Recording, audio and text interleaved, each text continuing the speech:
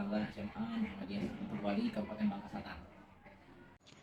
Cara saya untuk mengidentifikasi kasus-kasus eh, yang kaitannya dengan dilema etika, saya mencatat nama-nama guru yang berkaitan dengan kegiatan dilema etika ini, baik itu guru perempuan maupun guru laki-laki. Apakah itu bersama siswa ataupun sesama guru gitu, atau dengan saya sendiri selaku kepala sekolah. Jadi saya catat dulu, nanti setelah 1 minggu 2 minggu baru nanti saya panggil untuk saya tanyakan satu persatu gitu. Untuk pengambilan keputusan, insya Allah akan, kalau ada permasalahan semua guru, ada beberapa guru yang merasakan mengusulkan baik semua, maka akan saya tampung semua dan akan saya laksanakan semua keputusan tersebut. Nah, nanti untuk yang usulan pertama akan saya berikan kesempatan untuk melaksanakannya. Nah, nanti kita lihat, kita evaluasi.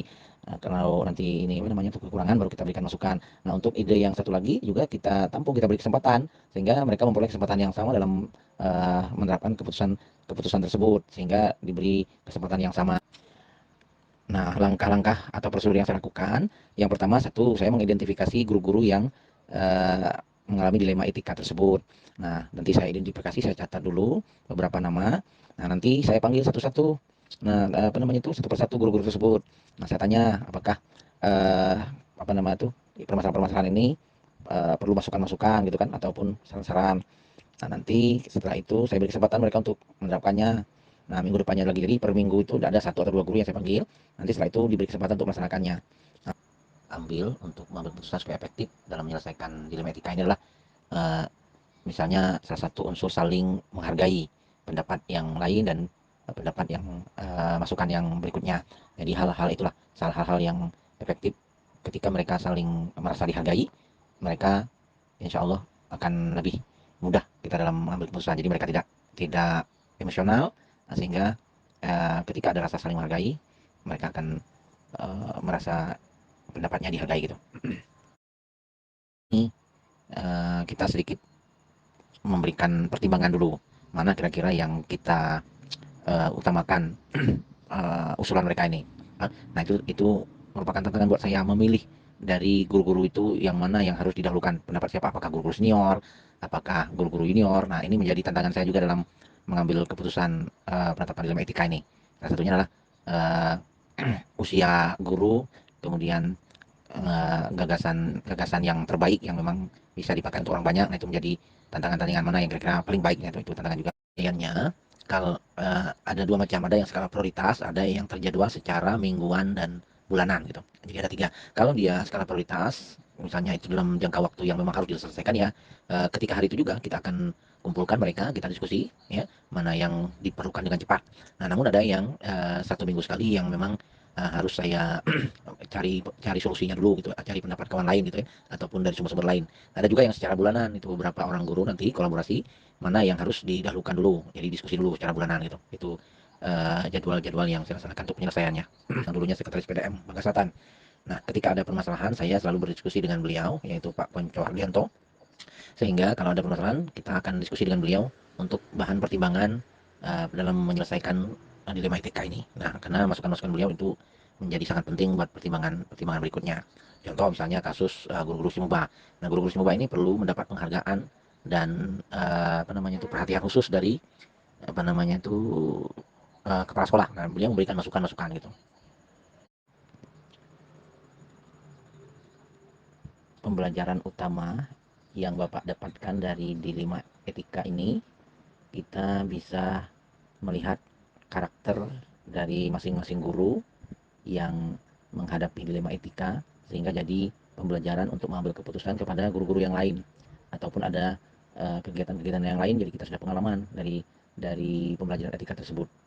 Dan uh, pengaruh dari pengalaman ini dalam mengambil keputusan itu. Selaku Kepala SMP Negeri 1 Tukak Sadai, dan saya sudah bertugas di SMP Negeri 1 Tukak Sadai itu sudah selama 7 tahun. Jadi kalau periode kepala sekolah saya sudah hampir 10 tahun, yang mana di periode pertama 3 tahun setengah saya di SMP Negeri 1 Pulau Besar. Kemudian yang di periode selanjutnya ini di SMP Negeri Tukak Sadai itu sudah 7 tahun, hampir 2 periode. Demikian. Luar biasa ya.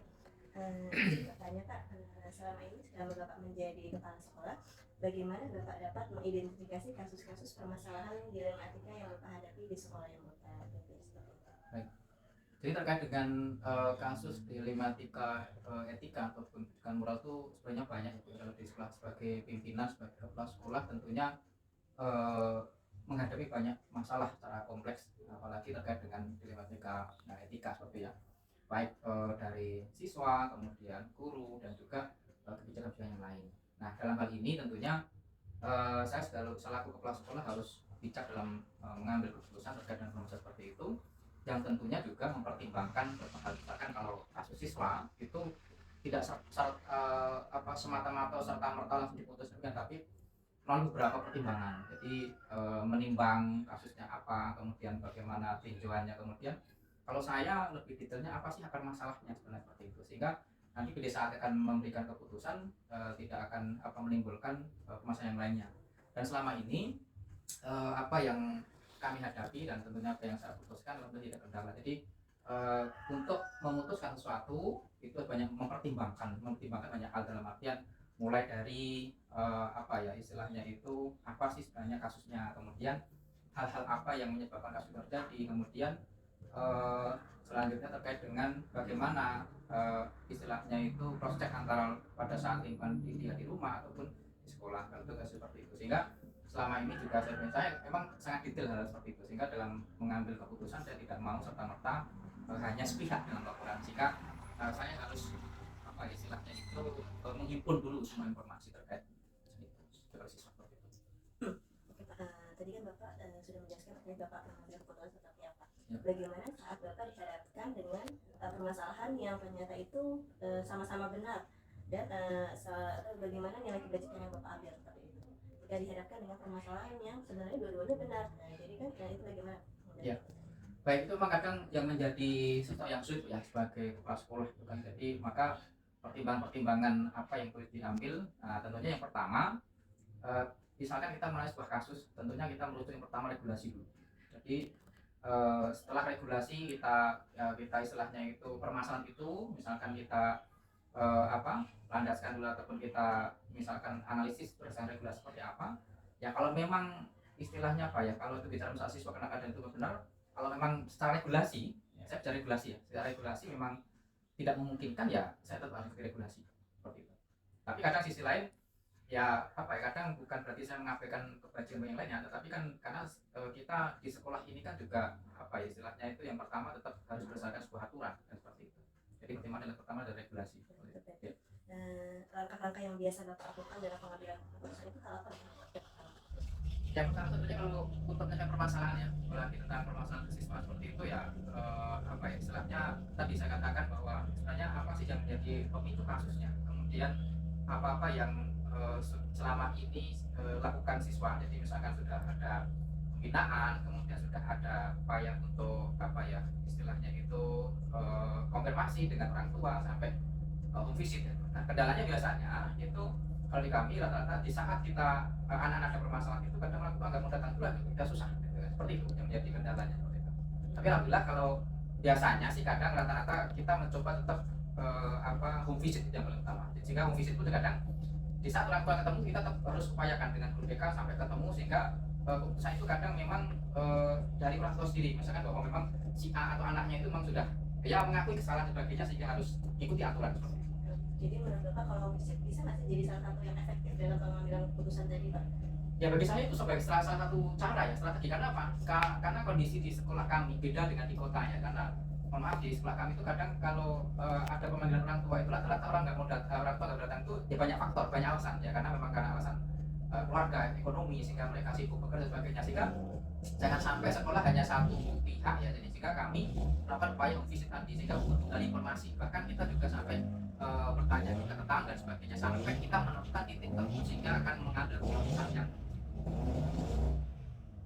Dan terus kira-kira apa saja tantangan yang Bapak hadapi selama mengambil keputusan? Tantangannya ya selama ini kadang gini, kalau memang informasi antara orang tua dengan yang sesuai sehingga harus mencari titik temu sehingga nanti antara kedua belah pihak betul-betul bisa menemukan satu informasi yang saya terkait dengan permasalahan. Nah, terus tadi Bapak menyelesaikan masalah jadwal khusus nggak, atau langsung diselesaikan di tempat seperti itu? Biasanya saya butuh jadwal, jadi kita kan perlu, kalau bahasa Islam jadi tetap bayang kan gitu. Jadi bukan semata-mata pertimbangan yang saya ambil, tidak semata-mata serta-merta seperti itu, sehingga kita butuh ada waktu, sehingga nanti memang melakukan proses yang misalnya tidak sesingkat itu, sehingga keputusan itu betul-betul bisa diterima semua pihak seperti itu. Nah, berarti kira-kira faktor-faktor apa aja nih Pak yang kira-kira selama ini membantu Bapak dalam pengambilan keputusan? Yang pertama, yang jelas kita tadi faktor yang pertama itu tetap mengacu pada sebuah regulasi. Yang kedua tentunya ya kerjasama dari satu tim di sekolah kami, baik dari guru wali kelas, kemudian guru BK, kemudian juga stakeholder yang lain. Kadang juga melibatkan komite untuk bisa apa ya istilahnya itu mencari informasi betul terkait dengan kondisi anak berpermasalahan seperti itu. Seperti itu.